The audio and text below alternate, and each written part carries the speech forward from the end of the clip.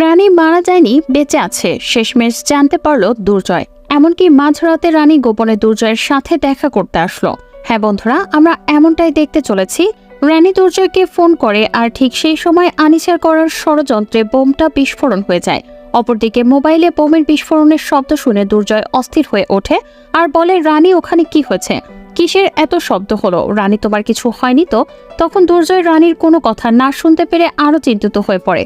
অন্যদিকে নার্সিংহোমের চারদিকে চিৎকার চেঁচামেচি শুরু হয়ে যায় আর ডাক্তাররা বলতে থাকে সমস্ত কিছু শেষ হয়ে গেছে, কেউ আর বেঁচে নেই।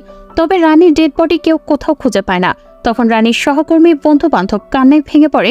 এদিকে তো এগুলো দেখে আনিশা ভীষণ খুশি হয়ে যায় আর মনে মনে বলে, এতদিন পর মনের মতো কাজ করলি আনিশা। এরপর আনিশা পিকুর কেবিনের দিকে যায়, কিন্তু সেখানে গিয়ে পিকলুকে খুঁজে পায় না।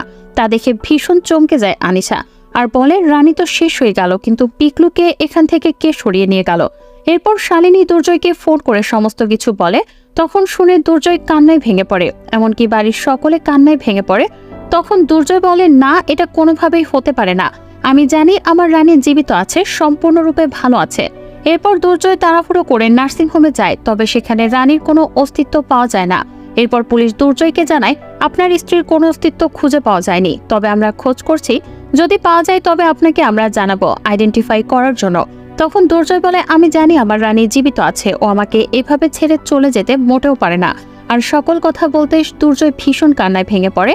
এর পরের দিন মাঝরাতে দুর্জয় যখন দুনিকে কান্নায় ভেঙে পড়ে, সেই সময় গোপনে রানী এসে বলে দুর্জয়। তখন তার শুনে দুর্জয় বলে, কে কে রানী তুমি?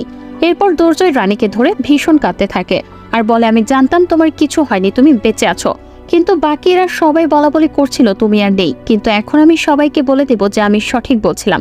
তখন রানী দুর্জয়ের হাতটা ধরে বলে, না, তুমি মোটেও এই কাজটা করবে না, সকলে জানবে রানী মারা গেছে। আর এখন যদি সবাই জানে রানী বেঁচে আছে, তাহলে আসল অপরাধী আবার আমার ক্ষতি করার চেষ্টা করবে। আর রানী দুর্জয়ের উদ্দেশ্য বলে, আমি ভালোভাবে জানি কে আমাকে হত্যা করার চেষ্টা করেছিল। তা শুনে দুর্জয় বলে, কে কে তোমাকে হত্যা করতে চেয়েছিল? তখন রানী বলে, আনিসাদি। তা শুনে দুর্জয় বলে, তুমি এসব কি বলছো রানী? তখন রানী বলে, হ্যাঁ, যা বলছি সত্যি বলছি, ও মোটেও পরিবর্তন হয়নি, তুমি বিশ্বাস করবে না হয়তো, তাই তোমাকে বলছি। তোমার কাছে একটি রিকোয়েস্ট, আমি যতদিন পর্যন্ত আসল কালপ্রিটকে সবার সামনে নিয়ে আসতে পারছি, ততদিন তুমি দুনিকে সামলিয়ে রাখবে।